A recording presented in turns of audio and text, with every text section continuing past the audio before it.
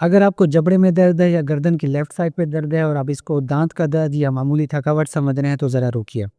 100 मरीज़ जिनको दिल का दौरा होता है उनमें 40 मरीज़ ऐसे होते हैं जिनको सीने में दर्द बिल्कुल भी नहीं होता। दिल के दर्द की अक्सर ऐसी छोटी-छोटी अलामात होती हैं जिनको हम इग्नोर कर देते हैं किसी और बीमारी के साथ एसोसिएट करके अपना टाइम वेस्ट करते हैं जो बाद में जानलेवा साबित होता है। अब जबड़े के दर्द की बात कर लें तो वो अगर पिन पॉइंटेड है, ऐसा दर्द है, यहाँ पे दर्द है, यहाँ पे दर्द है, तो वो लेस लाइकली दिल का दर्द है, वो इसी इलाके के किसी मसले की वजह से है।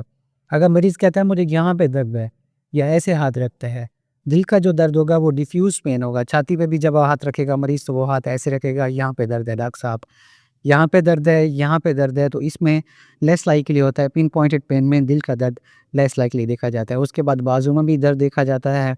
हम इसमें पसीने की बात करते हैं, मरीज़ों को पसीना बहुत ज़्यादा आता है। उसके बाद जो उल्टी या मतली की कैफ़ियत है, वो बहुत ज़्यादा देखी जाती है। औरतों में ये अलामात घबराहट, सीने में जकड़न या इस तरह की सूरतों में भी देखी जा सकती हैं क्योंकि औरतों में अलामात थोड़ी-सी डिफ़रेंट होती हैं।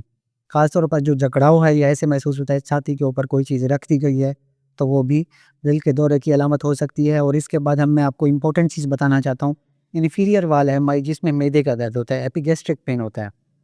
अक्सर मरीज़ कहते हैं कि जी हमें मैदे का दर्द है, हाइपर एसिडिटी हुई हुई है, तो हमें सिरप दे दें, दर्द का टिक्का लगा दें, लेकिन जब इवैल्यूएशन करवाते हैं तो वो दिल का दौरा निकलता है।